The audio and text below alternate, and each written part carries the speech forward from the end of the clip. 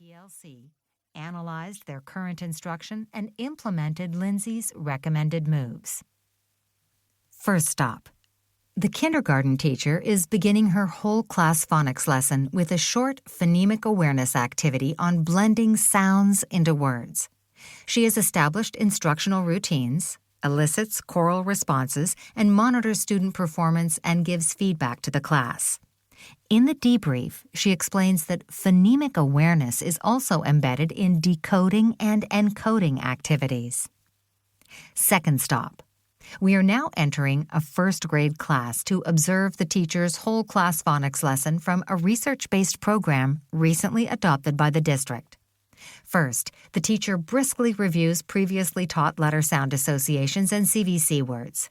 Next, he introduces the sound that the letter O represents, a new phoneme-grapheme relationship. Then, he models how to sound out a word using continuous blending and guides students in sounding out words. The emerging readers are engaged and accurate. Third stop. The third stop is a second grade. The teacher is working with a small group of students who are rereading a decodable passage. She prepares students by reviewing the irregular words again and women, pointing out the tricky part in each one and reminding students to keep their eyes on the words, no guessing. Next, students whisper read the passage as the teacher monitors each one and provides feedback. Finally, students partner read as the teacher continues to monitor and provide feedback. So much reading in a short amount of time. Fourth stop. Before lunch, one more stop, third grade.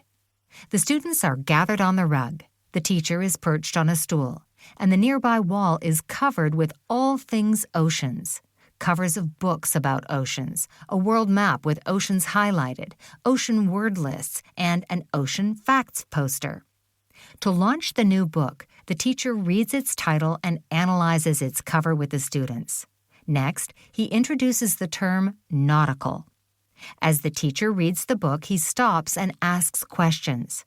After the reading, students tell their partners 5 ocean facts they recall. Walkthroughs at your school will be this rich if you and your colleagues implement Lindsay's 7 mighty moves, and your students will learn and read as they never have before. Read on. Teach on. Celebrate. Introduction.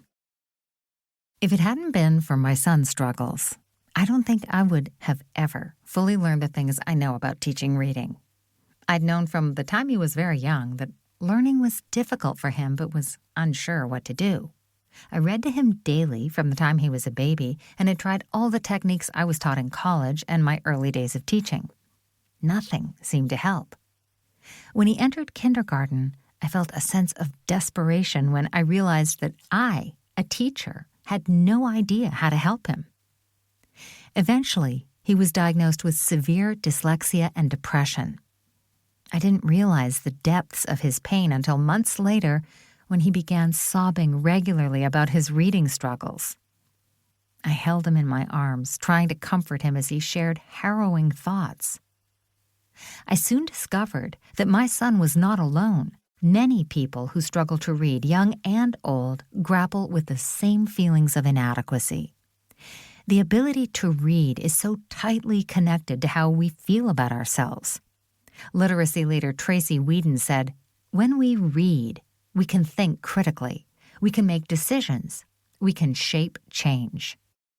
How inspiring that we teachers can have such an impact on our students' lives. When we teach our students to read, we open windows of opportunity for them.